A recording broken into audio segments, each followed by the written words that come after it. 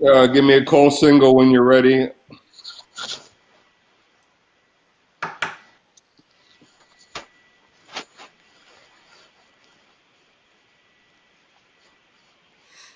So Cole, this is just single. Then you Mhm. come on, you introduce everybody, just go right down the line, Yep, and then you're just going to read your VO, and then we'll come out, four shot, do the topic, and we're chatting for about 7 minutes. you got it. Okay, here we go. 5, 4, 3, 2, 1.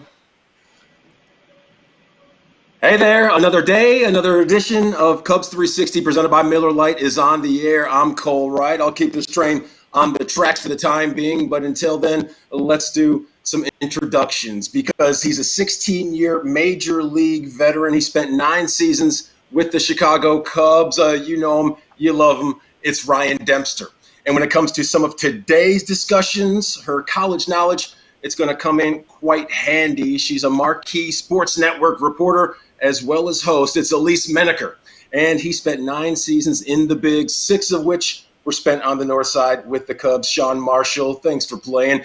Glad to have all three of you today. And of course, the discussion, it's going to start with COVID-19 because, guys, it's a worldwide issue. It's not just affecting Major League Baseball, but it's also affecting leagues in Asia. Now, when it comes to Korea and Japanese baseball, well, Korea Baseball Association, they have hopes to play a full 144-game schedule. Now, exhibitions, they would begin in less than 2 weeks, and the regular season, well, they're targeting a May start. Now, in Japan, in the meantime, the story a little bit different. Nippon Professional Baseball delayed its season for the second time, and a May start, that's their best case scenario. So, gang, Korea, they want to get back to baseball sooner than later. Japan, they keep pushing things back. So, Demp, when it comes to Major League Baseball and them following the lead, how do they do so? Yeah, well, you got a tough challenge, right? We're dealing with something that we've never dealt with in the history of our lifetime, at any point in any lifetime, and this pandemic. And how do you go back to, quote unquote, normal? And obviously, you try to, use other people who've been successful before you, and the only barometer we're going to have, or only measuring stick we're going to have, is leagues that start up before MLB, and that's going to be in Korea and Japan. So the things that they do to make sure that people are safe there, and I see that as something that they're obviously going to look at and try and probably use some of those those things that they're doing there. But at the same time, you're talking about two different worlds apart, one across the globe, and how it affects everybody in MLB. So it'll be interesting. That I know that they're speaking about it daily and trying to do everything they can do to make sure, first and foremost, that the people are healthy, the players are healthy, and the fans are healthy, and how they go about it is going to be really interesting. Yeah, absolutely, Ryan. I mean, there's so much uncertainty in the air with this virus.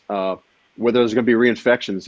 What if we start our season and a player comes up with a virus? You got to quarantine everybody, or at least everyone that they came in touch with.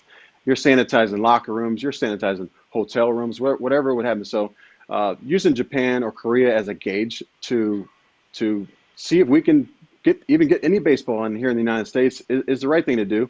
They can try it out. Hopefully, they can do it with some smart parameters and do it right the first time, giving a good lead for MLB to kind of follow suit. Yeah, Sean, you just said like getting it right the first time. I think something that's really important in all of this is I think if that baseball is going to come back, I think it's important that it stays because I think we can all agree that with baseball coming back, it's that feeling of return to normalcy, at least start to do that. So I don't think you want to start and then have to stop, but I think it's great that we can look at other places and kind of model after what they're doing and learning. Even you had players trying to play with masks. That didn't work, so now they're not. And just seeing how they can move forward so we don't make any mistakes moving forward.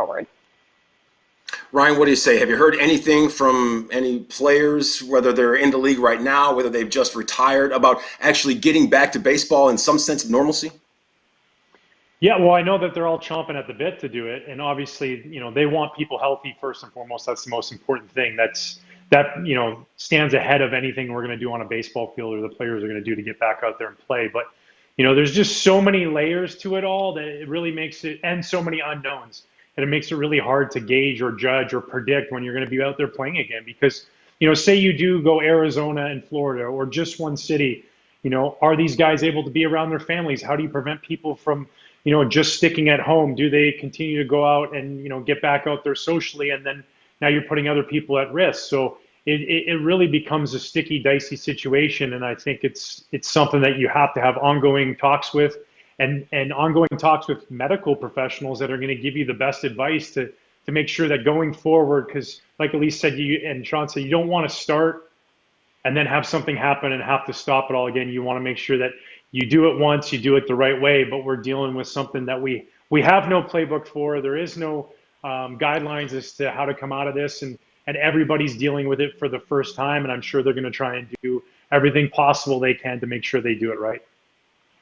Yeah, and there's a lot of players that come from different countries too in the MLB. We got players coming from the Dominican, and they could possibly be behind our time frame of what we're dealing with our virus. There's so much uncertainty. I mean, it just to do it right the first time, whether it's in any shape or form, whether we play in Arizona and Florida. I've read some articles about some unique playing situation with different leagues in Arizona, different leagues in Florida. Yeah, I want to see it. Of course, anyone that loves baseball wants to see this happen. And it would be such a good reprieve to get baseball back to us. But the health and safety of the American people and worldwide safety of people is more important than playing baseball. So I would just kind of go with the flow here, learn from other people's things that got going on in their countries, and hopefully MLB and the government makes the right decision on when to start this thing.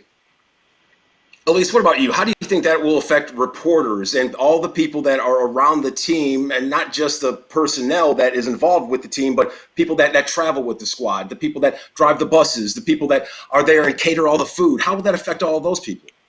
Yeah, I think those are great questions, Cole, and ones that I even think about myself. But I think, like the players, we want to get back to. Now, that's just not a reason to jump into it, but you definitely have those questions. And those are things that we're actually not seeing examples of in other places. So we'll really have to look into that. And I'm sure baseball is coming up with plans to make sure that everyone is safe. But definitely, I mean, I think first and foremost, everyone knows that the safety is going to have to come first. And then after that, it becomes the product. People, like you're saying, like reporters like myself, what is our job going to look like? How is it going to be different? I think right away you think about if there aren't fans there. Okay, that immediately is going to create a very different environment, not just for the players, but even for us reporting, because that's even a different situation to be in. But like I said, I think safety comes first, and from there, it's about doing your job. And I think, too, you look at the levels that go on this, right? So you start up a Major League season, and you get that going again. And you have teams in Arizona or teams in Florida, or whatever ends up happening. What about the minor league players, and how does that shake out? Because if somebody at the big league level gets hurt or can't play, you have to be able to bring somebody up from the minor leagues, and then that minor league team has to fill a spot and bring somebody up from a lower level to that level. So the trickle-down effect to just starting up a major league season, there's many layers to it. It also has to have a minor league season because you have to have the ability to have the talent in place to replace players should somebody go down for any kind of injury or illness or anything like that. And I just think it's extremely slippery slope and a careful slope, and that's why you're seeing the diligence that's being done by Major League Baseball to ensure that they're trying to do everything they can to do it right. Well, we're trying to get back to normal, guys, because it's been almost a month since the shutdown. March 12th is when it all went down. There's still more to come right here on Cubs 360, presented by Miller Lite. And the Badgers, they're sending their seniors home. No spring sport athletes for Wisconsin. That's after the season was cut short. So we're going to let you know how that may affect some baseball players. That and more next. Cubs 360, we're bouncing back.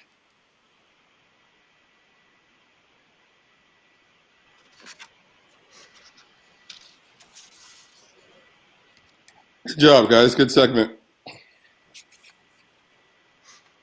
Good stuff. Way to follow the traffic, everybody. Nice and tight. Good job. Okay, are you guys all cool with this story? We're going to go to Elise here first. Cole, will you tell them how you're going to get to Elise, and then we'll have our conversation based off that. We have our Miller take here as well. Yep. I'm going to pretty much kick everything around, let everybody know, what's going on with Wisconsin and Barry Alvarez. I read a quote board from him. I come back on, reintroduce Demp, Elise, and Sean, and I tee up the fact that it's the Miller Lite refreshing take of the day. Wisconsin, they don't have a baseball team. At least, as you know, the only Big Ten team that doesn't have one. Other schools, They clearly have baseball. How will this decision made by the Badgers affect ball players from other schools? And Elise, I'll start with you on that one. That's good. Okay. Is that all good? So And we're hitting a little bit on what Dempster said towards the tail end, the minor leagues, and then this is going to affect the draft and so forth. So there's a broad conversation you guys can have here. So again, I'll lead you guys after release, but we should have a good, 4.5 minutes to chat here about this. Okay. All right. Let me know when you're good, Cole. Yep. Let me get to the Barry Alvarez full screen. Got it. You good, Kevin? All good. Okay, here we go.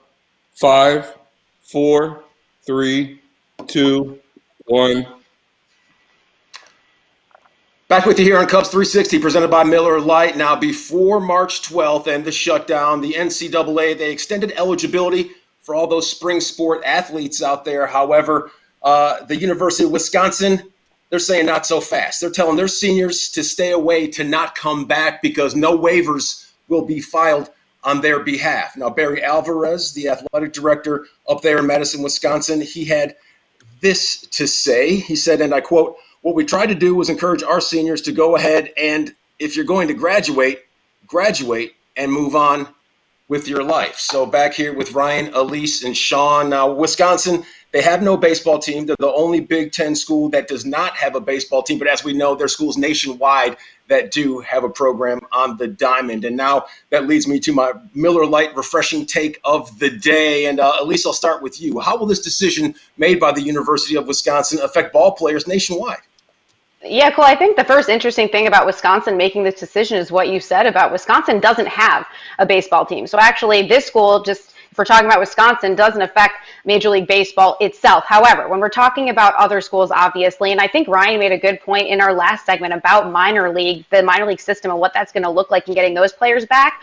Well, we're talking about basically the feeder system for that, those college players. So the question will be, who are the pool of players that are available after all of this? Are players going to choose to go back? If they do decide to go back, can those universities support the bigger rosters and those scholarships potentially that you're talking about on those teams? So I think there's still a lot of questions moving forward, and quite frankly, they won't be answered until we start to move forward, because that's only when we're going to know the decisions these kids are making. Yeah, I completely agree. And I think the most important thing for these kids and these college students is, listen, when you're playing sports, you're going to be handed adversity, whether that's, on your field, in your arena, whatever that case is. That could be an injury. Somebody, all of a sudden, you're cruising along in your junior year, you're going to get drafted, and boom, you end up getting Tommy John surgery, and that's your adversity gets thrown out. This is adversity for them. And the best thing that they can do is continue to work hard and understand that if they're good enough, that opportunity will arise for them. It might not be through the draft. Things might change there, but continue to keep their head up and pushing forward and not let it get them down. And it's hard to do. It's hard to do because you've been working hard your whole life towards this goal. And that goal can still be attained, and you can still get there through this very, very tough time. But, it's, I'm sure, very frustrating. I'm not a college kid. I can't imagine what that would be like to have my senior year taken away from me. But at the same part, that is your adversity being thrown at you. Adjust, move on, get around it, and you'll be better off for it. Yeah, Ryan, it's all about making adjustments. I mean, every person in our country, worldwide, are making adjustments to this virus. And it's disappointing for these guys to lose their senior year of eligibility in their spring sports. But you got to look at the big picture. I mean, they get a chance to graduate on time and pursue their next step in their careers. Yeah, it's disappointing. They may not get to play professional baseball or whatever sport they're hoping to move into, but it's also engaged into a new chapter here for them to continue their lives, to refocus, maybe regroup a little bit in a very difficult time. So yes, it's disappointing for these guys to not be able to play their spring sports, and we all feel for them, but keep pushing forward. Like Dem said, push forward. Always look forward. You can't look backwards, and just deal with the adversity and just keep going. Well, Sean, how about this? What about a seniors-only league, kind of something similar to the CICL, the Central Illinois Collegiate League, or maybe like the Cape for seniors who had that eligibility taken away from them when that eligibility was indeed granted to them? Well, it sounds like preliminarily that the draft is going to be shortened by a lot of rounds. So there's going to be a lot of eligible players that are vying to get into the a major league farm system. So yeah, great idea there. Get these guys. Hope when the smoke clears from the COVID-19 virus, get these leagues back open. Get a nice fall league going if they can play. You know, summer leagues, Alaska, wherever they can play safely to get exposure to the scouts and hopefully achieve their dream of getting at least into a major league farm system to give yourself an opportunity to play pro ball. Yeah, and I think the more creative we get, the better. That's kind of what all of this is promoting. There's not really a right or wrong answer. The right answer, of course, moving forward is that people are safe and healthy. And then once we are under that assumption, it's about what can we do for these players so that, like Sean said, they can go forward and try to live their dream. So I think if you're talking about like a seniors only league, anything like that, to get people out there and try to return to normalcy, I think that's going to be key. And I think baseball is the perfect sport to do that. So any way we can try to make that happen, I think that's ideal. Yeah, and I think you're going to see whether that's some players or somebody that played the game at a college level take that kind of initiative and say, all right, let's give an opportunity right here to the people who couldn't do it, couldn't get drafted because of current circumstances, and like Sean said, just get out and play the game and see what happens. Yeah, Wisconsin taking the exact opposite approach of the University of New Orleans. Blake Dean, the head coach down there, and the Privateers welcoming all their seniors back and honoring all of their scholarships. So tip of the cap to UNO. Now, there's more to come right here on Cubs 360. And who has the sweetest swing in all the game? We're going to give you our picks as our Masters coverage continues next right here on Cubs 360, presented by Miller Lite. Stay tuned.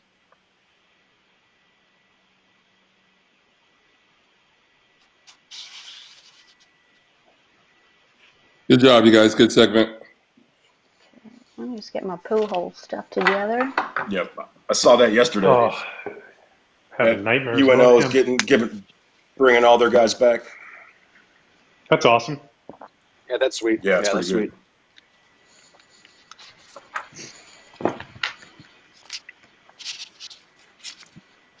Okay, give me It's one taken me second. 5 years Molly. to finish school too. All right, no worries. Thank you. Just going to baseball reference now. Hey, now you go to college. Kevin, definitely Slow down. 20 seconds. Kevin. Talking about sweet swings, have you guys watched the Ted Williams documentary on Netflix? No. It's pretty dope. What's that called? I think just Ted Williams. Sweet. All right, cool.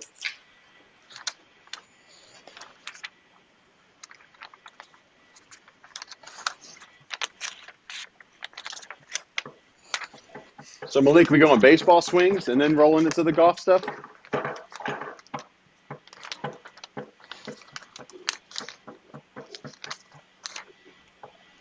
The way.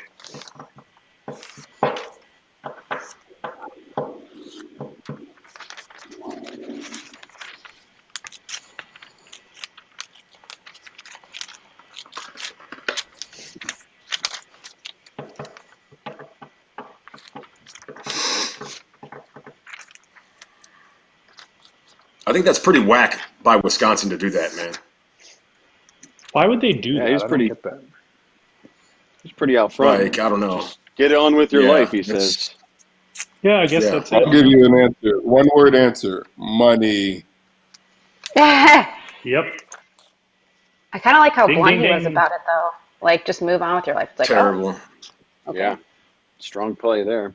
But I think the thing that, I mean, he should be cognizant of, but I don't feel that he is that is, everyone that plays sports in college, that is their life, essentially, until you graduate and move on. I mean, that's what you do every single day.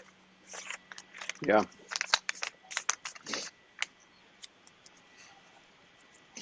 How's everybody holding up? Everybody doing all right? Mentally? Physically? Yeah. Yep. I'm in Lake Geneva. Crazy. Are you? Yeah, it's sucked, all of it, obviously, that goes without saying, but like I've been Let me know when hitting you're up ready, Brady every day. I've been running like crazy. It's been good, One more man. thing, and then I should be good. Where are you, Dan? Fontana on the lake. Are you? Yeah, so You get a like when you pier in come into there Lake yet? Geneva, They put our pier in. they just put it in. Yeah, they just put our piers in. I couldn't believe it. So early, way ahead of schedule. I love it. We're in Williams We Bay around that point. Oh, you are? Yeah, if you come, Damn, Marsh, you got all that if you, show money. Dang. Are you up there right now? You're not up there right now, are you?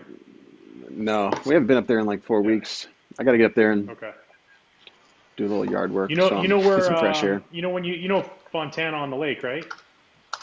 Yeah, You know when you come through the town there, and then you kind of start making your way to all those show pads on the water side. Okay.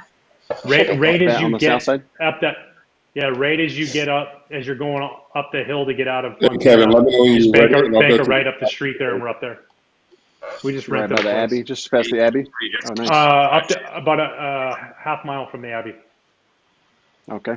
Yeah, it's nice. Yeah. Well, Woody sold his place. He's Yeah. not far from there. He was just wrapped around the lake a little bit, right? Yeah. Yeah, I love it up there. It's the best. Yeah, we had deer in the backyard, a fox yesterday, all kinds of stuff. Nice. Turkeys. Trying to find a bear. It's a but lot that's- different than being downtown or close to Yeah. it. A little chaos right here. We're, Plus, you look at we're the coming back on the COVID 19th. cases. There's like 16 Okay. cases up there in Wisconsin. All right, you guys. 10,000 here. Yeah. So our traffic here, we're going to come back in with that video that you guys cut. Nice job, Sean and Elise. That was pretty funny. Thank you for that. So then Cole's going to welcome everybody in, do a quick intro. He's going to tee up what we're doing here in terms of our master segment. And then from there, from the 4-shot, we're going to go to a 2-shot of Cole and Ryan. And then Cole is going to tee up Ryan on best Like I said, first we had round player. Sean first. Say again? Thought we said we had going first. What do you Sean have? was going first, or no? We switched that up. No, it I should see be he Cole switched. going. It's been flipped. Yeah, it Okay, should be I Sean see. going first, or excuse me, sorry about that. It should be Ryan Demp first, going first. Sean second. Yep. I got it. Just switch Nope. the order. So it should Okay. be Demp, Elise, and then Sean. Demp, Elise, Sean. Give me 20 seconds. Gotcha. Okay. For Sorry the about first that topic? confusion. Yeah, for the So- first topic. Okay. Yep. Demp, And Elise, And then, then Malik, Sean? this is Okay. like yep. Malik. This is just like Go ahead. I'm picking my 2 best players, my best pitcher, my best.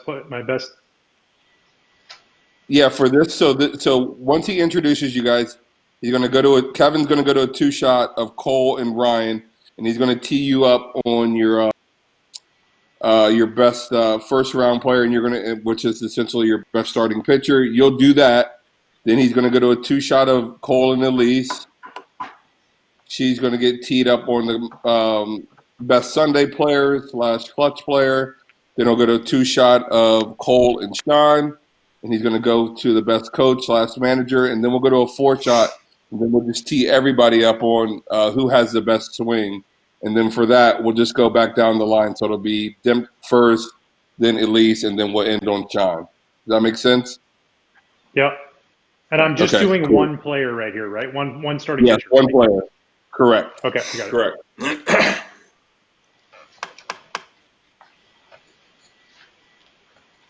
You How ready? much time you want us to talk about our player or manager, Cedra? Malik? How long? You got Couple about sentences? 30 seconds each. Okay. Yeah, and then when we do the swing, you guys will have about 15 seconds each. You ready, Kevin? All good. Okay.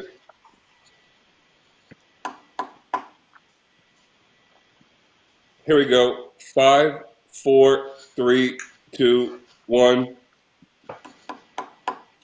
So first was JD, now it's Sean sinking putts in the backyard. Great putting there, Sean, but even better call by Elise. Now, guys, as we know, it was supposed to be Masters Week, and that's been postponed until November. So 0 when it comes to action down there at Augusta. So back here on Cubs 360, presented by Miller Lite with Demp, Elise, and Sean. And guys, how about we fire up some golf chat on a baseball show, a little cross-pollination, if you will. And Demp, I'll start with you because we know you can't win a green jacket on a Thursday, but you can certainly lose it. So let's translate that to baseball. When it comes to a starting pitcher that gives his team a 100% ironclad chance every time he toes the rubber? Who is it? Who's the best starter in the game, man? Yeah, for me, that's the guy who changed jerseys this offseason from Houston to New York, Garrett Cole. I mean, this guy, what he did, it's not very often that you take a number one overall pick and untap even more potential in there. And that's what they did down in Houston. And this guy's fastball is electric, his baseball is electric. And every fifth day, those guys on that team are going to have an opportunity in New York to not think they're going to win. They know they're going to win. And when you have an ace like that out on the mound, that's how you feel. And it's going to be fun to see what he does in the Bronx, trying to go out there and live up to that monstrous contract he has. But I'm looking forward to that. That guy's the leader of a pitching staff, what he's been able to do and really transform his career into the elite of the elite now. And to see it on the biggest stage in New York is going to be fun.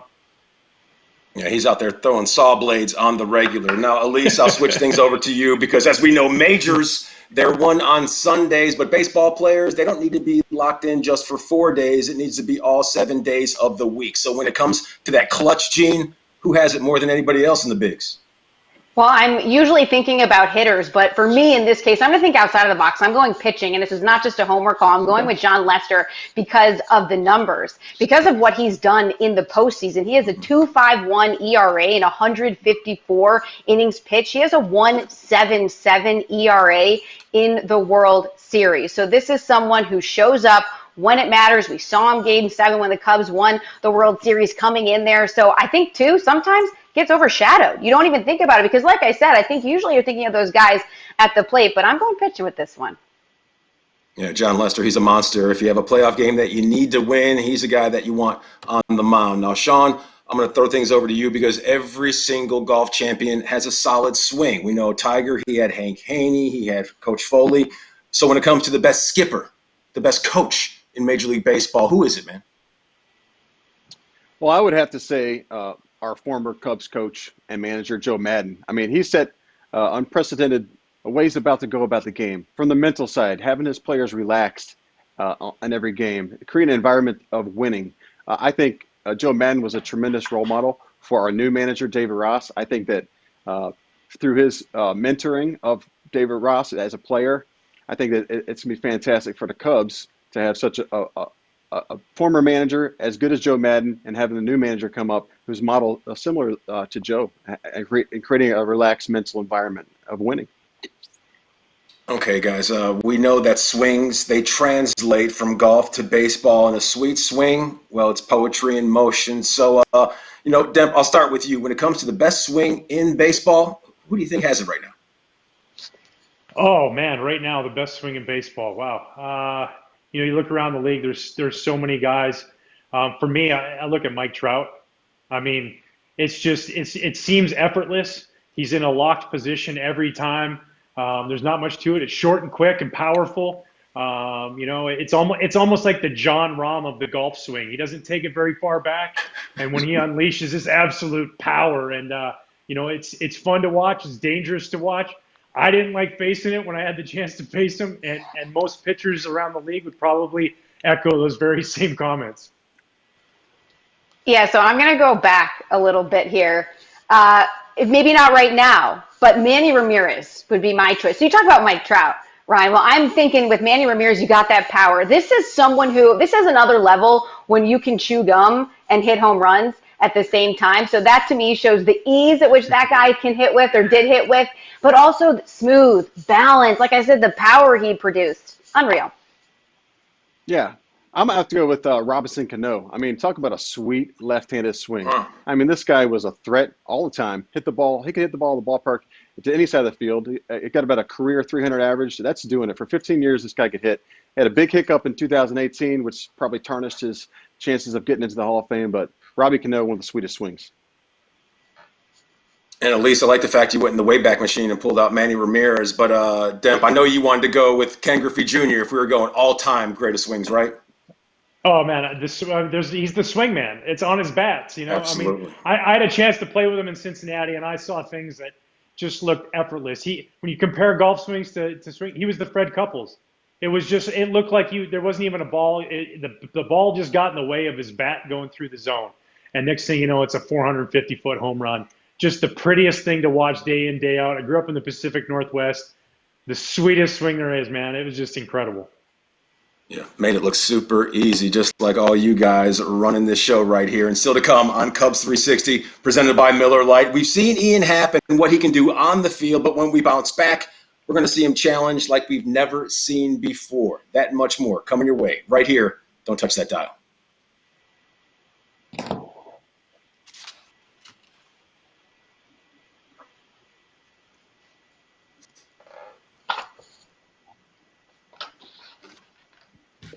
Good job, guys. Give me a second here. I got some timing.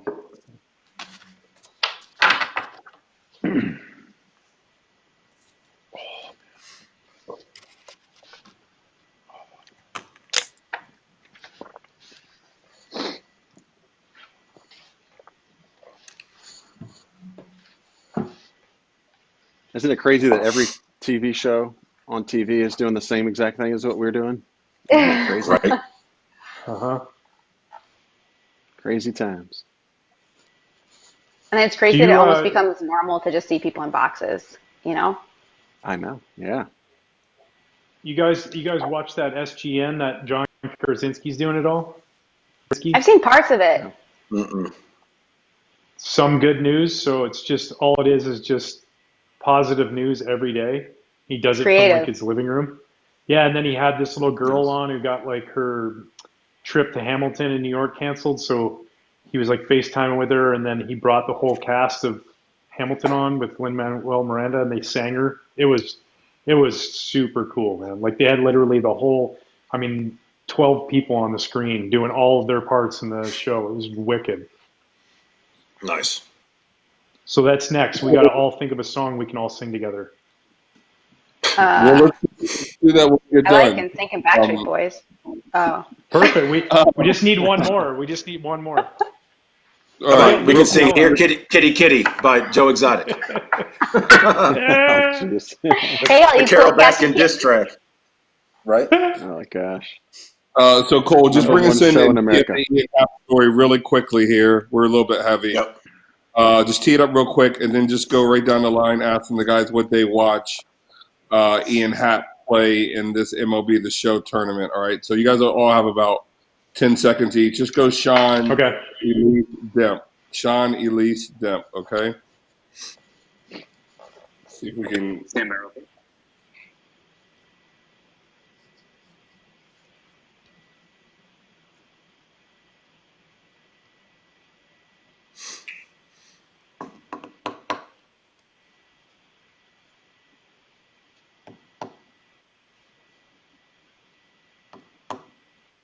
Let me know when you're ready, Kevin.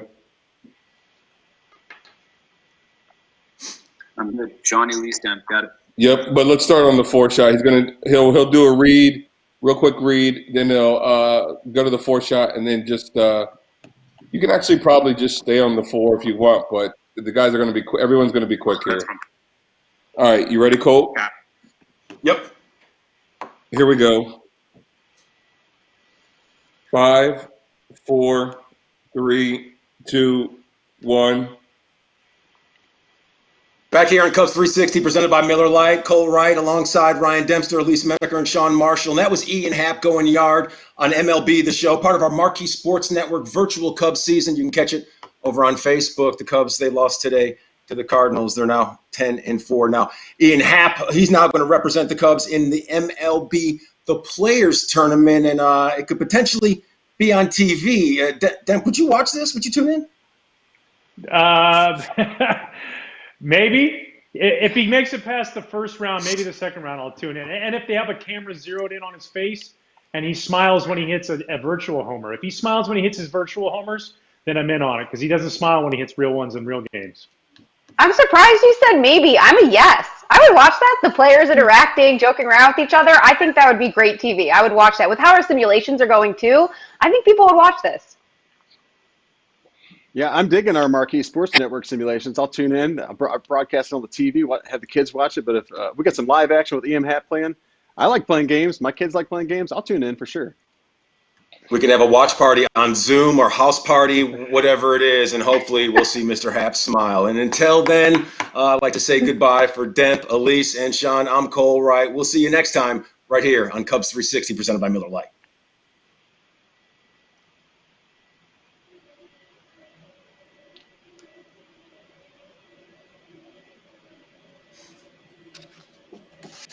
All right, good job, you guys. That's in the can. Good stuff. If you guys want to take a couple minute break to get a water or something, then we'll start the other show. Just let me know. Just get Okay. take a few minutes here. I'll be right back. Yep.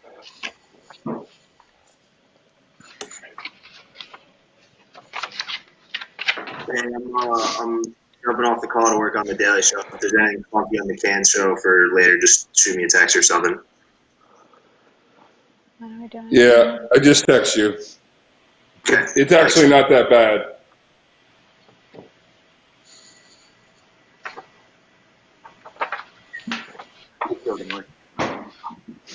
Yeah, good stuff, John. Thank you. All right.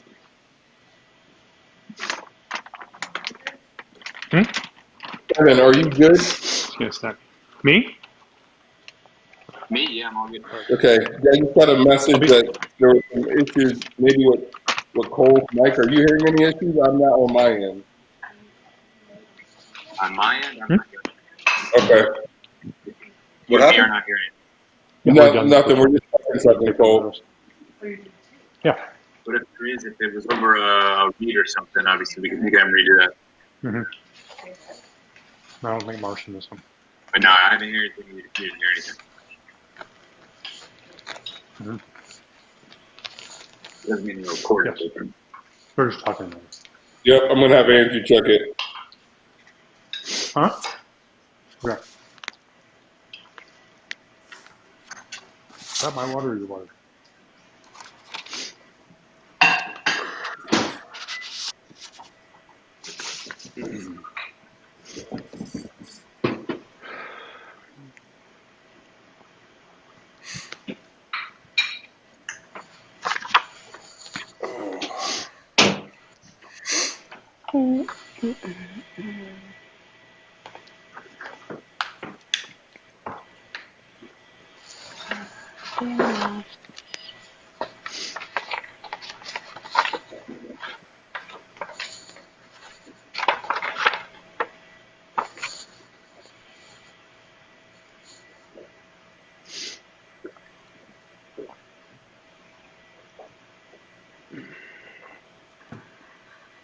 So all these players get I mean, if the season gets canceled, they all get a full year of service time. That's big.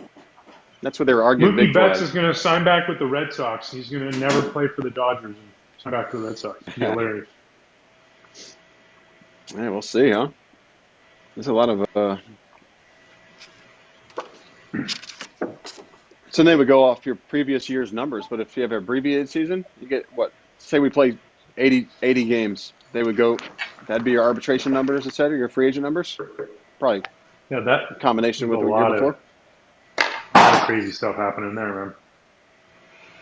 Yeah, that's Because your platform crazy. here is the same, but your totality doesn't change. You know what I'm saying? Yeah. Yeah. And you get 1 year older. Hmm.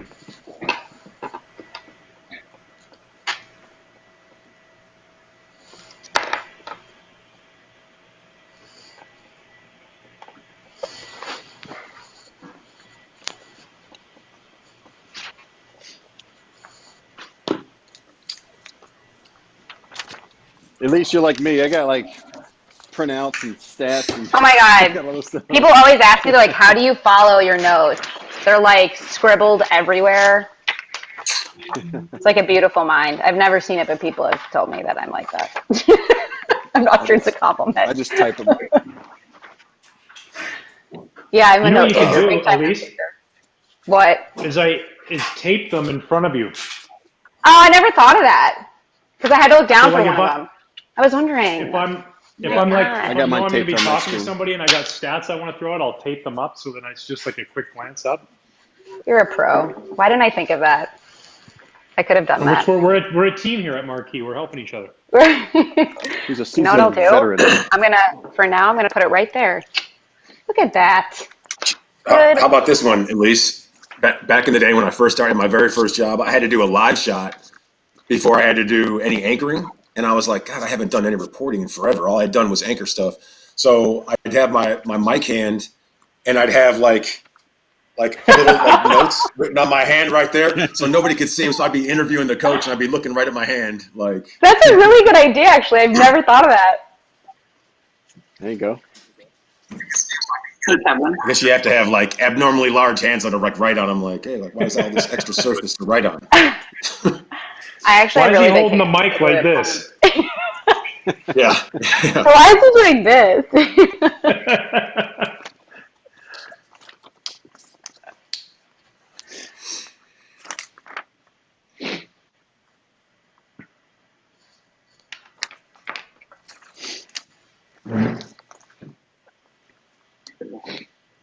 Hey, Elise, can you give me a 10 count real quick? 1, 2, 3, 4, 5, 6, 7, 8, 9, 10.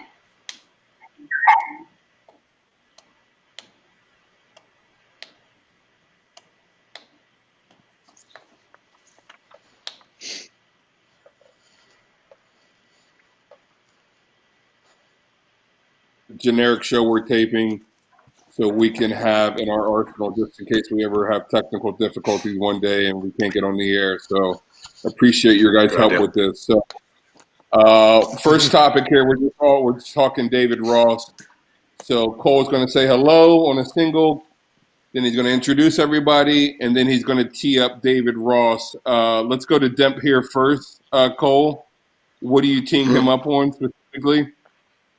How does he face all these challenges when it comes to double headers, limited days off, expanded roster? You know, how is he going to attack this season? Did Demp freeze up? Nope. Oh, okay. You were for a second. Okay, that might have been on my end. Okay, so we'll do Demp, Sean, and Elise here, and then again, just make sure you guys did a really good job of following the conversation last show. So I'll keep everybody honest here. Are you good, Kevin? 30 seconds. Okay.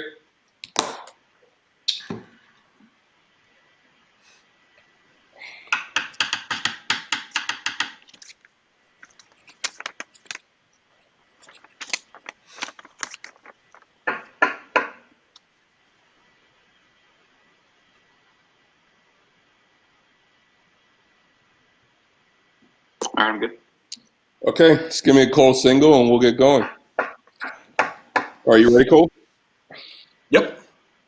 Okay, here we go. 5, 4, 3, 2, 1. Hey, let's get to work. Sorry. All good? My bad. Here we go. 5, 4, 3, 2, 1. The time has finally arrived. Yes, another Cubs 360 presented by Miller Lite is on the air. I'm Cole Wright at your service. And without further ado, let's meet the team today. He's a 16-year Major League veteran, 9 of those seasons spent with the Chicago Cubs. Ryan Debster, he also has a great Harry Carey impersonation. And she's a Marquee Sports Network reporter and host, also a 4-year starter at Cornell University, which means she was great at softball and she's smarter than the whole lot of us. It's Elise Menaker. Elise, thanks for stopping by. And he's a 9-year Major League veteran. 6 of his first 6 seasons were spent with the Chicago Cubs. He also spent time with the Cincinnati Reds. It's Sean Marshall. Sean, once again, thanks for joining us. And your time spent between Chicago and Cincinnati, it's very similar to the Cubs' new skipper. Of course, that's David Ross. And Ross, well, he's going to experience some challenges this year because, after all, it is his first experience at any level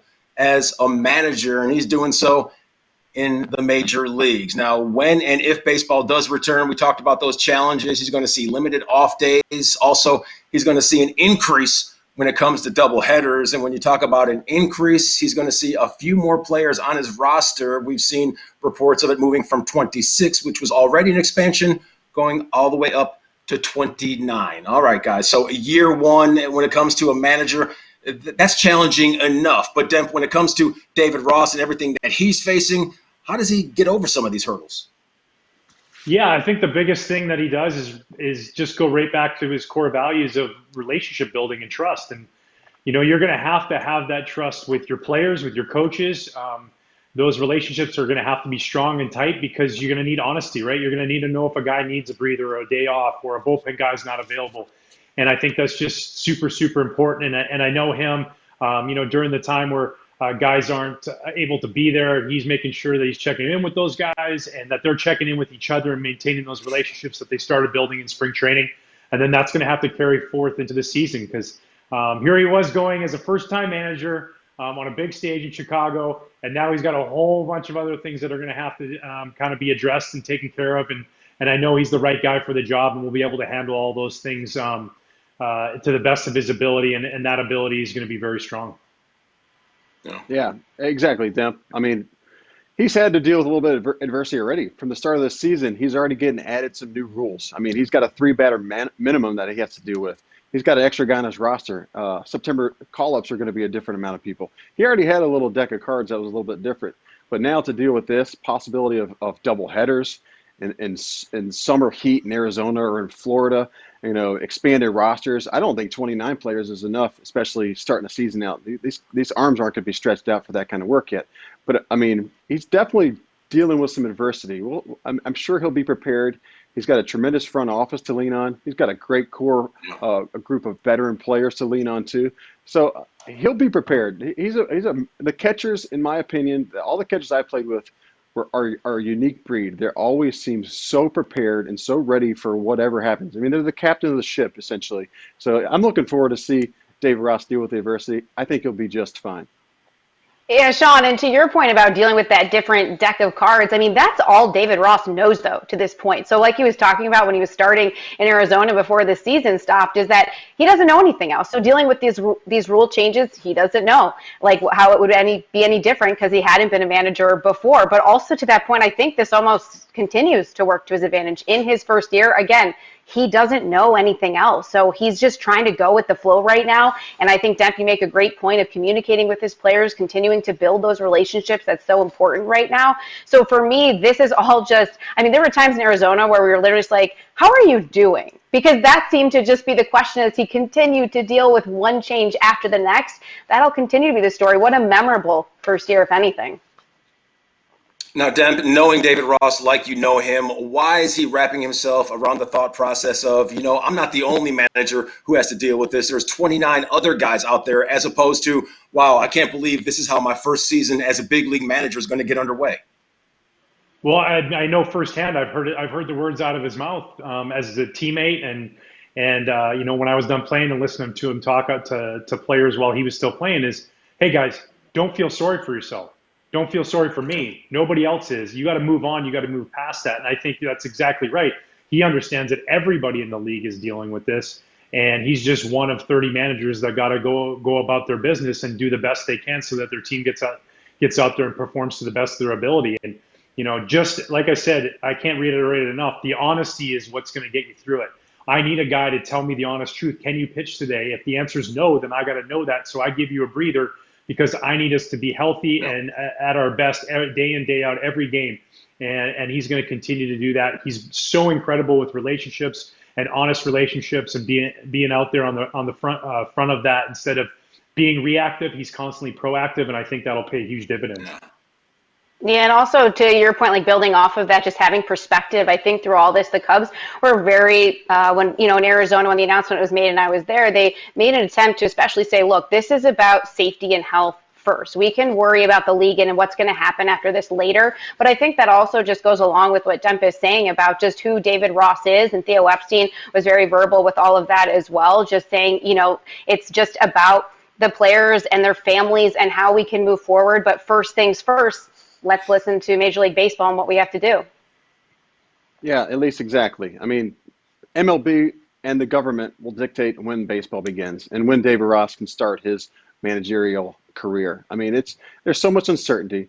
We're all dealing with it. All the MLB players, front office, coaching staff, everybody's dealing with this. And it's a tough pill to swallow. But I know that David Ross is putting in his preparation, keeping in constant contact with his players in the front office, and he will be ready to go. And what an exciting time for a manager in a really hard time, because here's your opportunity to come out of this on the other side of it all when we do eventually get there. rip roaring, ready to go. He talked about it a lot. When people are talking about the excitement of the year, he's excited. He can't wait for this to get started and for the season to get started. And now you have this major speed bump that is a concern for not just the baseball world, the entire world. And when we get through that and we get on the other side of that, I guarantee you that this guy will be full blow, ready to go, have his team ready, have his coaches ready, and cohesively as an organization be ready to put the best product out on the field and put their best foot forward and be prepared. So when they say play ball for that first game, they're ready to go. Well, like Sean said, Major League Baseball and the government, in addition to the COVID-19 virus, that will decide when we get back to baseball and normalcy as we know it. Now, still to come right here on Cubs 360, presented by Miller Lite. The clock, it's ticking on Javi, KB, and Schwartz when it comes to free agency. Now, there's a first time for everything. And with that being said, we're going to tell you how the delay could impact the Cubs versus the rest of Major League Baseball. That and more next, right here on Cubs 360.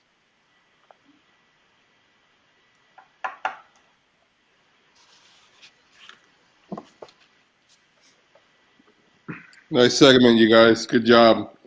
Nobody said today, yesterday, Friday, or anything. So good stuff. Good stuff.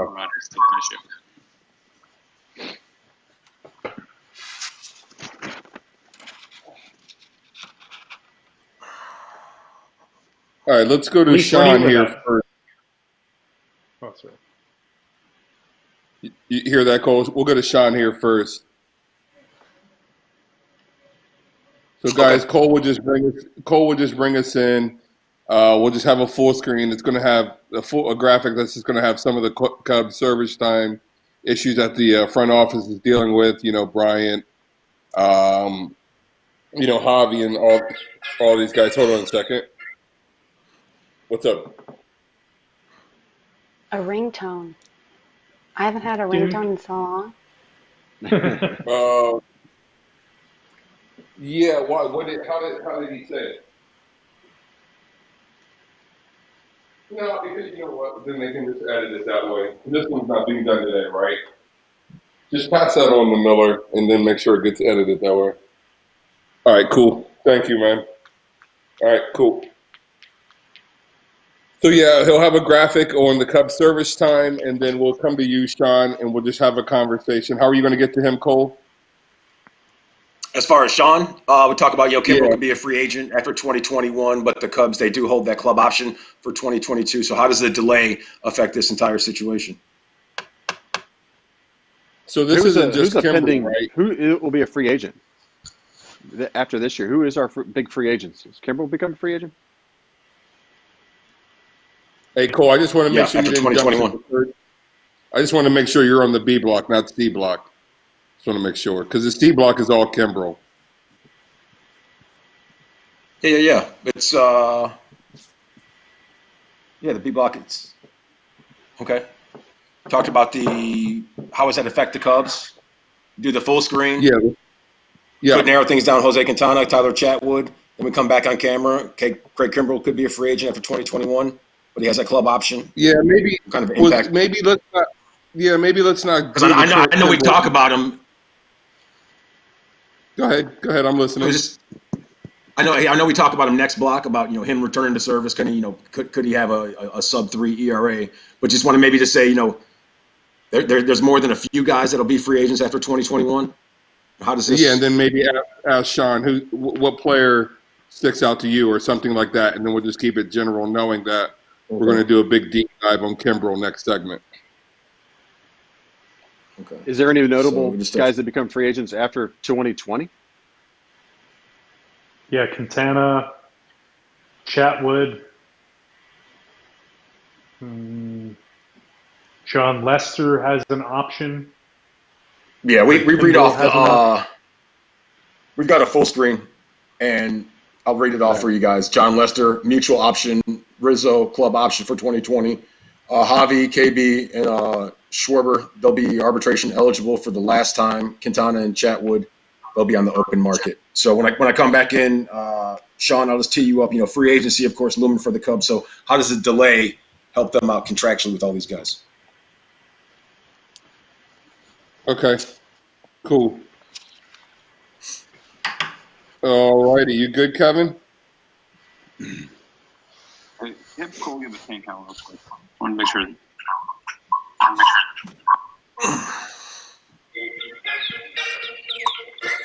Cole, you got that? Give me a 10 count. Is Ryan, are you after me? I'm going to mention something about the agreement, the MLB agreement. These guys pushing to get their service time. I thought about how that was a big thing for the players itself.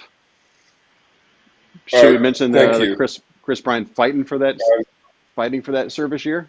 How it kind of swept on the rug in this instance? Is that a good talking point? Yeah, it is. Yeah, I think it's interesting they went through this whole grievance process, and it might not even end up mattering. Did you get your 10 count, Kevin? Sorry, Yeah. I had to take a call. I didn't. Cole, can you give us a 10 count real quick, please? Yeah, no doubt. 10-9-8-7-6-5-4-3-2-1. He's good there. Okay. Here we go, everybody. Give me a single when you can, Let Kevin. me plug my iPad in real quick. Stand by.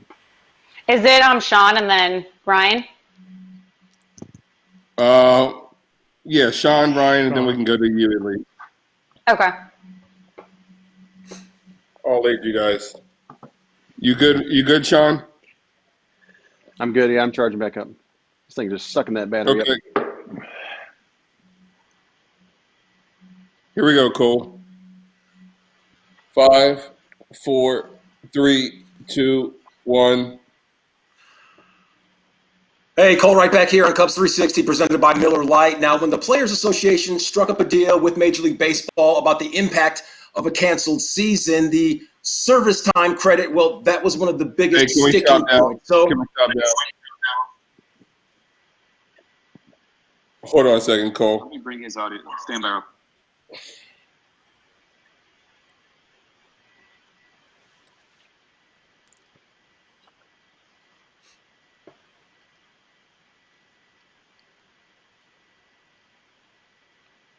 And did you hear some feedback too there, Kevin? Or were you just hearing his mic pop? Were you just hearing his mic pop? Just the mic pop. Stand by. Okay.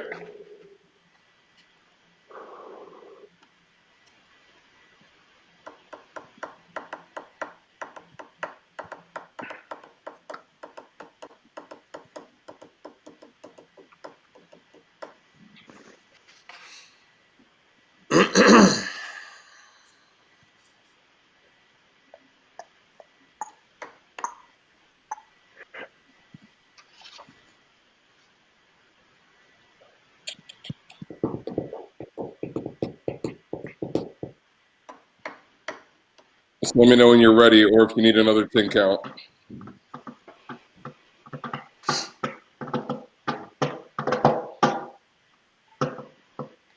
All right. I'm going to count and just now here.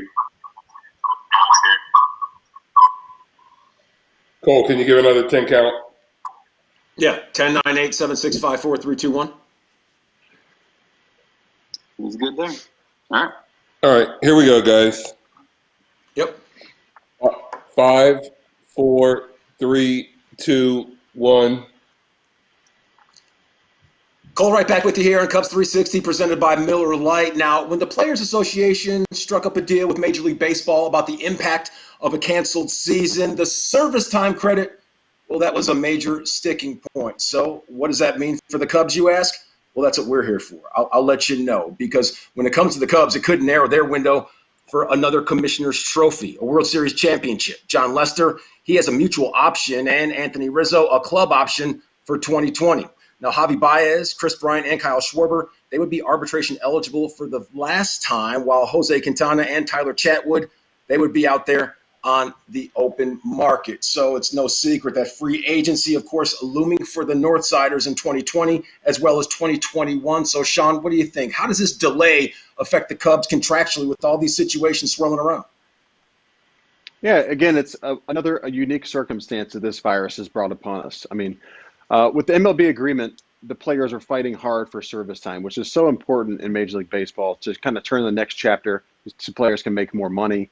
It's a huge curveball, I would say, that the league has been thrown, especially the front offices have been thrown. We've got guys like Chris Bryant, who was fighting teeth and nail to get that extra year of service time that he just missed. And it's a chapter that's developing not only just for the Cubs with some of their huge upcoming free agents and guys that are eligible for extensions, perhaps, but all the teams are going to deal with this issue. I mean, these players are getting a whole year of service time, and the front office is going to have to figure out how to deal with it. I mean, it's again the uncertainty the virus brought. It brings uncertainty to free agency and how much money these guys are going to make in the future.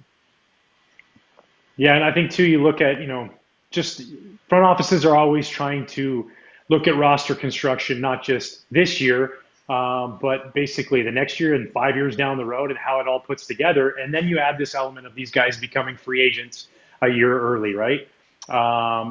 And you have their age goes up. So now all of a sudden somebody's older, but guess what? Their arm doesn't have those 200 innings that they would have got had they pitched the whole entire season. So you just have this whole new element of free agents. You could have a guy like Mookie Betts who played in Boston, gets traded to LA, gets a whole year of service time, and all of a sudden, as a free agent, can sign back in Boston. He played for 2 teams, but never actually played a game for the other team. So it's just an interesting dynamic that every team has to look at. The Cubs have to look at, and it's going to have pros, it's going to have cons, and you got to try and navigate through all that once again as we're in these uncharted territories of things that we've never seen before.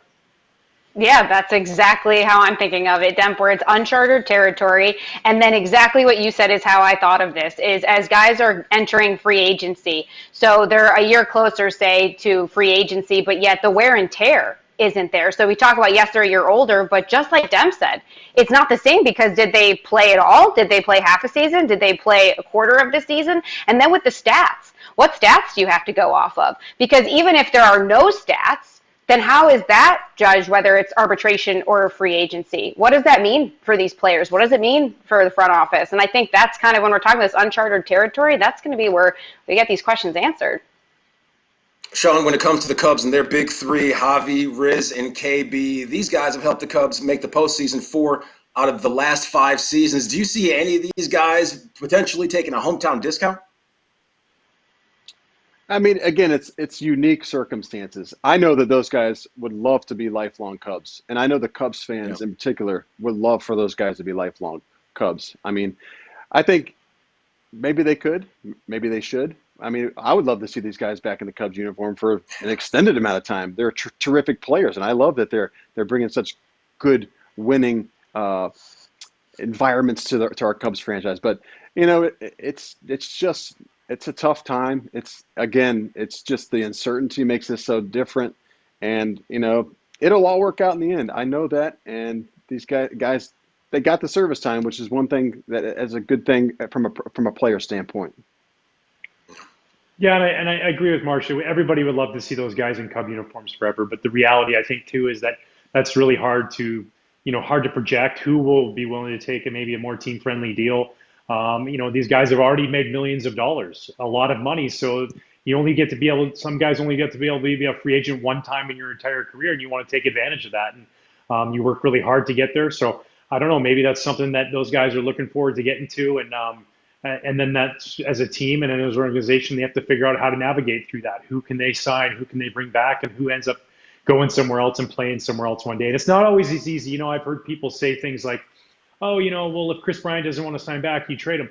Well, great. You're going to trade away a rookie of the year, an MVP, a guy who won the World Series. The emotional tie to all of that is an extremely hard thing to do, and it's not something that's just easily done. And this guy's done so much for the organization, and hopefully you find out a way that he can be in a Cub uniform for a long time to come. And if not, then you have to figure out a way to move on from that. But I know that those guys love being in Cubby Blue. I know that the organization loves having them, and hopefully it's something that you can see a relationship being there for a long time. Yeah, and when it comes to navigating those waters of free agency, that's something that's going to cross the plate of Craig Kimbrell in the near future, 2021 to be exact. And with a delayed start for Kimbrell in back-to-back seasons, can he return to all-star form with improved results? We'll discuss that and much more. Cubs 360 presented by Miller Lite. Stick around.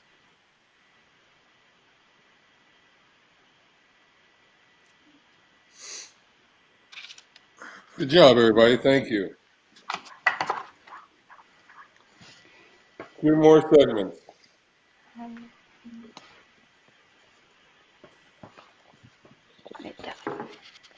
All right. So let's go to Elise here first, Cole. Yep. So you'll just have some VO of Cole or Kimbrel pitching. Quick rejoin, introduce everybody, and then you got your Miller refreshing take. So Elise, he's going to ask you, will Kimbrel have an ERA under 3 this season? Okay. So we'll go Elise, Demp, and then Sean. Yep. Kevin, you ready?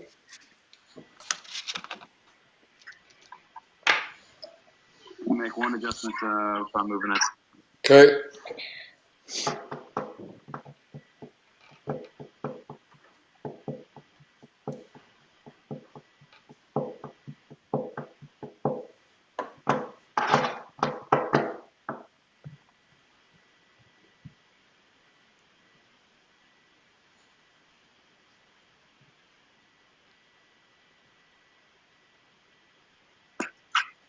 All right, all good.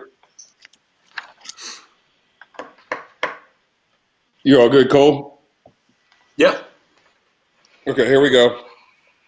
Yep. 5, 4, 3, 2, 1.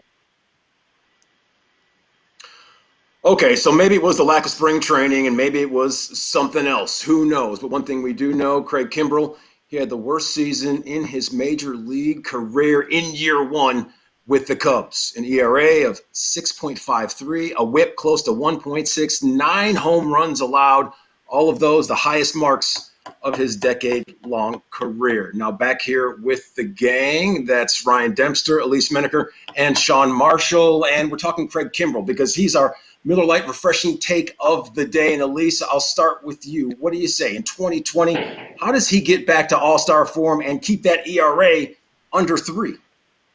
Yeah, well, I think the first thing I think of is I thought at least that going into this year he would have a normal offseason, preseason, and that would then lead to a better output this year. Well, that's obviously not the case. So that's the interesting thing. However, I do think, say we were to play this year, yes, his ERA would be under 3. Like you said, Cole, that last year was his worst season with nearly double that, a 6, I think 5.4 it was, ERA. And then only one other time in his careers he had over a 3 ERA. So, like I said, I think, I don't think the preseason, everyone's going through what we are now. So the, preseason and just the craziness that's happening, could that impact him? Yes, it could impact everyone. My thoughts are that he wouldn't repeat, though, last year. Yeah, I agree totally. I think last year's the anomaly. When you look at, they always say, look at the back of a baseball card and you are who you are. Well, Craig Kimbrel is a dominant reliever and a dominant closer. And given the opportunity to start, I think last year he was trying to play catch up. As much as you can throw high intensity bullpens or, batting practice to some college kids, it's not replacing what you're doing at the big league level. And then when you're getting out there and guys are already mid-season form and you jump into that, you're not going to have the results you want. And another thing too, aside from all that stuff, is just confidence. The minute you start out the season and all of a sudden you get a save and then you get another save, now guess what? Your fastball just plays a little bit harder. It just plays a little bit stronger. And the reason I say that is, and Marsh should know this, is when you're going good, it's like you feel like you can just throw the ball down the middle and they're not going to hit it. And when you're going bad, your 98 on the corner somehow seems to fall in and it ends up being a base hit somewhere. It's about getting off to that good start, getting on a roll. And when Craig Kimbrel does that, you're going to see him put up those numbers that he puts up throughout the rest of his career. Yeah, absolutely, Demp. And at least a great point. I mean, we were hoping that Kimbrel could have his normal spring training, go right into the April season. But again, threw him the curveball there again. I mean, this is a 7-time All-Star. This guy's won a World Series. He's got a career ERA of 2.08. All right, this guy is a likely Hall of Famer here. He knows how to get it done. I was always so impressed when I would watch him come out of the bullpen with the Red Sox or watch him come out with the Braves. This guy is the prototypical closer. He can close the door with the best of them. I expect to see Kimbrel get right back to that form whenever our season starts and continue to his dominance that he knows how to do. And oh, by the way, he has more saves than any active closer in Major League Baseball. He leads Kenley Jansen and Aroldis Chapman as it currently stands. Now, we have much more to talk about right here on Cubs 360, including so much that we miss about the game of baseball, the strategy, the beer, the beauty of the game, and we can't forget the beer. We're going to tell you what we missed the most right here next on Cubs 360, presented by Miller Lite. Did we say the beer? Is that, Sean, at least, did you get that? I think we got in there.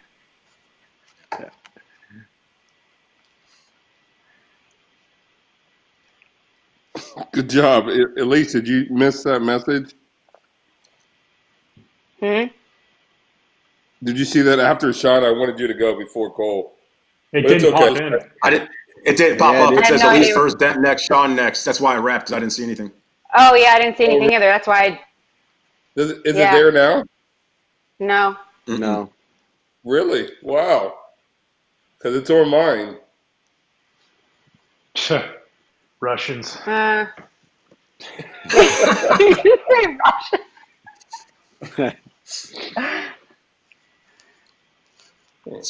Illinois Nazis. Man, I hate Illinois Nazis. I'll tell you what, I know beer sales are up during this thing. Everybody's just at home How about that? drinking Did you guys beer. see For that? sure. Yes. Test I see. I see test. Okay. Great. Okay. It's funny because That's I weird. thought at the beginning, I was like, this is my chance to quit drinking, because I can't stop drinking because I'm always being social. But then it's like, I can't stop drinking in a pandemic. That ain't happening. It's so easy, that Drizzly app. It just shows up at your door. That's right. You're like Ben Affleck picking up bottles of Blue Label on the front stoop, all disheveled. Yeah. Yeah, you got to wipe it down, though, first. Got to sanitize it. It's crazy. Right? This world we're in. Jennifer Garner is going to be coming over for an intervention soon, guys. Hmm. Okay, I'll keep drinking then. Man. In that case. Hey, Print- did anybody We have see some Lori time Lightfoot's for tweet she that. put out yesterday? with Jennifer Jesus Garner? coming out, and she said no. Oh, it was Lori, it was funny. What did it say? she has a picture. It said, "Your jump shot's always gonna Yes. be weak. Stay inside." Like Oh, the mayor amazing. put that out. I'm like, she's incredible. you talking about Lori Lightfoot? Oh, She was like that responding so to awesome. someone who was like, I just want to go outside with my aunt or something and like play. And she was like, you always were bad. Stay inside. Yeah, it's so good. Somebody said that. You see the thing, the side by side that said she's going to come out of quarantine looking like Grady from Sanford and Son. I'll tell you what, Terrible. man, they're doing an awesome job in Illinois, in Chicago, of I keeping agree. people in though. It's really I good, agree. man. No, It's really they are. good. Yeah. Did you see that one right there? Like our I friend can't at the see it. hospital was, yeah, I can't see you at Yeah, all. Jesus It's trying to on, come out of it. Nope. Move How about the, Even the lady Jesus from can't come the out on Virgin YouTube. Islands? It's like, if you don't have bread, eat crackers. If you don't have crackers, eat cereal or oats. It's like, who just has oats laying around the house, man? Oh, in that case, let me go to my pantry and get all my oats. Yeah, exactly. I got the horses out All right. back.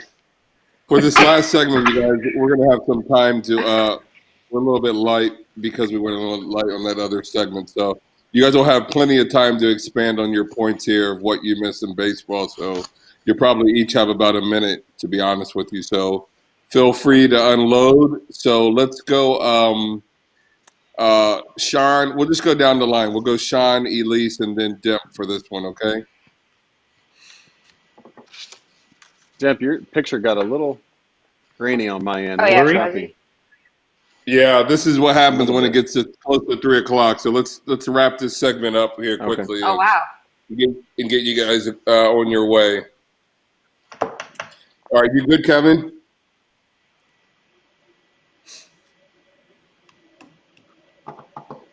Kevin, you Yes, I'm here. okay?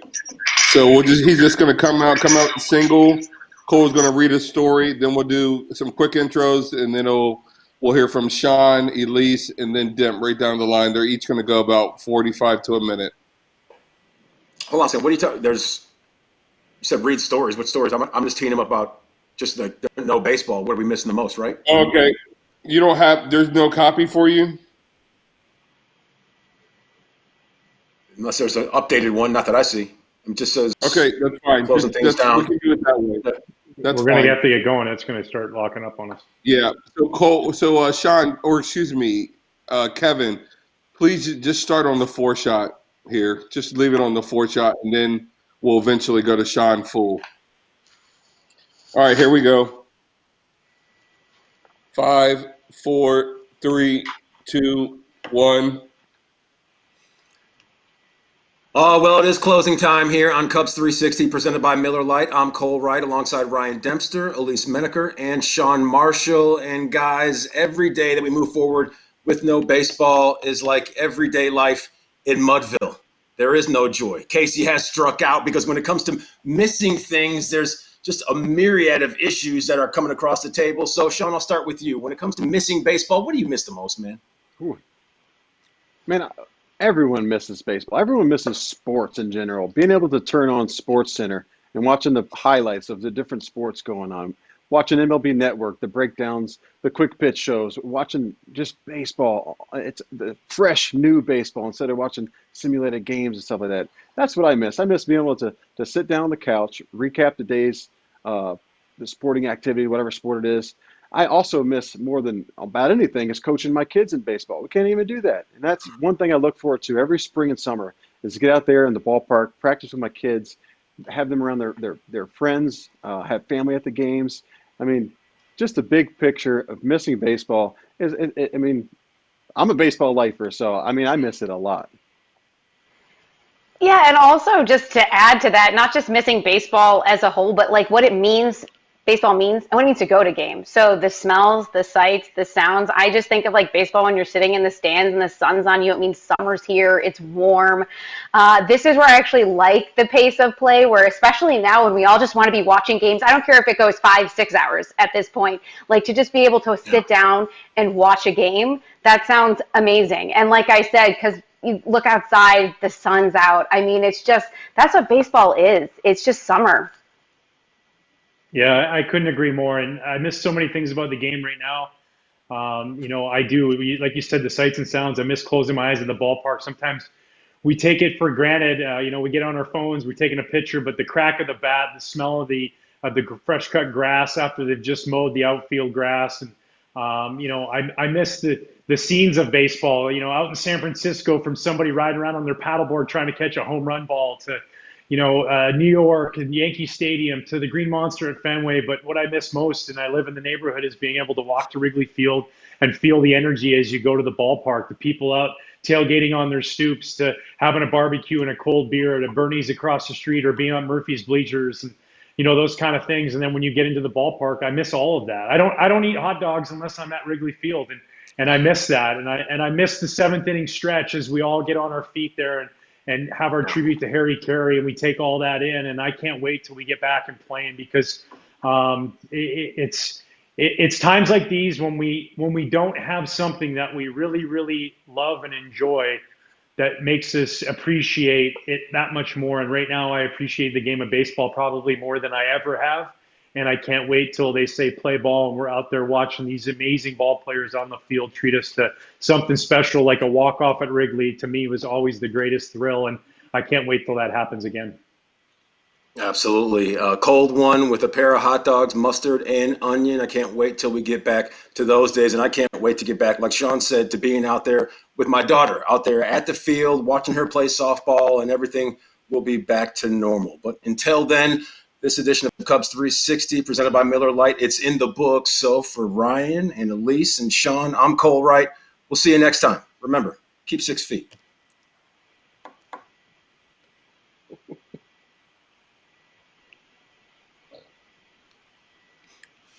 All right, guys, you're clear.